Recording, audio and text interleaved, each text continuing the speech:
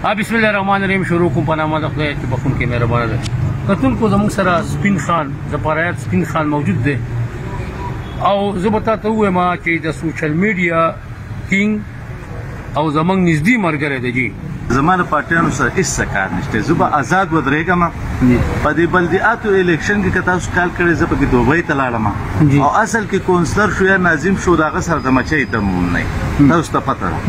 نو زه خپل انشاءالله دا اعلان کوم چې انشاءالله تعالی چې زه به هم انشاءالله د دې پی کې پاین نه ایم پی ایس ته ودرېږم آزاد د پارټیانو میټریال نه ودرېږم.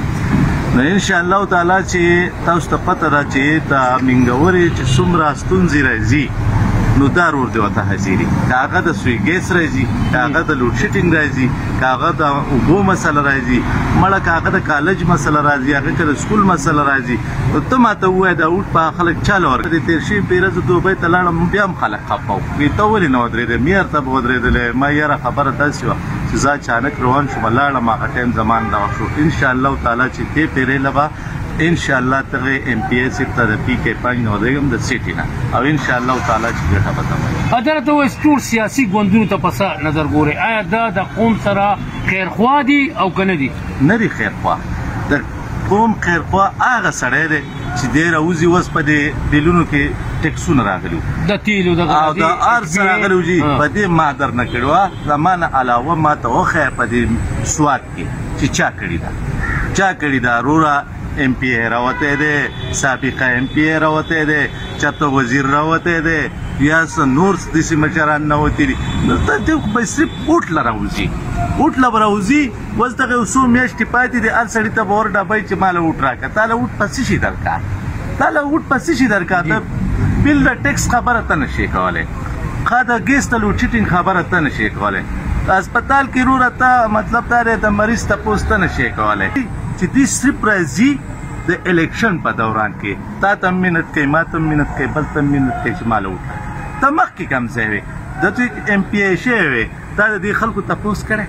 ما ته دا ووایه چاته ته یو سړي غریب سړي ور دې ډبولی چې یاره ستا کره اوړه نشته، ستا کره چیني نشته، یاره ستا څه مسله ده. تا به دا نه یې کتلي چې کله هم دې اقتدار ته وختو که نه په مخه یې ښه. نو انشاءالله تعالی چې دې پیرل به داسې شکست ورکوم چې یاد به یې وروره ډېر خلکو وعدې کړي چا وې اوبه به درکړم، ټیک شوه، چا وې وروره زه به دلته کار پارکینګ جوړ کړم، دا به وکړم، هغه به وکړم. ستاسو د مخکې خبره ده ټول بوج په عوامو راځي. ارزاني به راولم، دا به راولم، دا به راولم. ارزاني کم ده، اوړه وروره په 1800 1850 روپۍ 2000 دي. نو ته ماته دا ووایه لکه په دې ملک کې په دې پاکستان کې ماته څه سهولت دی؟ اوړه ماته ګران دي، چیني ماته ګرانه ده، غوړي ماته ګران دي، میډیسن ماته ګران دي، هر شی ماته ګران دی. نو ته ماته دا ووایه چې یاره لکه دې عوامو ګناه څه کړی دی؟ قرضې دي علي په ارباو په کرباو روپو قرضې والي او بوجي په موږ باندې راوځي په 22 کروړ عوام باندې. ټول سیاسي ګوندونو ته وایو، ټول سیاسي ټول څونه چې دي. زه دې ته یم چې تاسو سیاست پرېږدوئ، تاسو پرېږدوئ. لکه مطلب دا دی نه کسان را مخامخ کوي. انشاءالله تعالی چې زما د سیټي رونو ته د رونو ته څونه سیمې زما سره راځي انشاءالله دا میسج ولا پی کې 5 دا میسج ولا ورکوم چې انشاءالله تعالی که الله پاک ژوند نه کړو، الله پاک تاسو هم ژوند درکړي، ټول له دې الله پاک موږ له ډېر ژوند نه کړي. انشاءالله زه په خپله ودرېږم، آزاد به ودرېږم او انشاءالله تعالی چې دې ته به زه ښیم چې کله زه ایم پی ای شوم زه ورته ووایم چې اوس څنګه چل دی. نو دغه میسج و.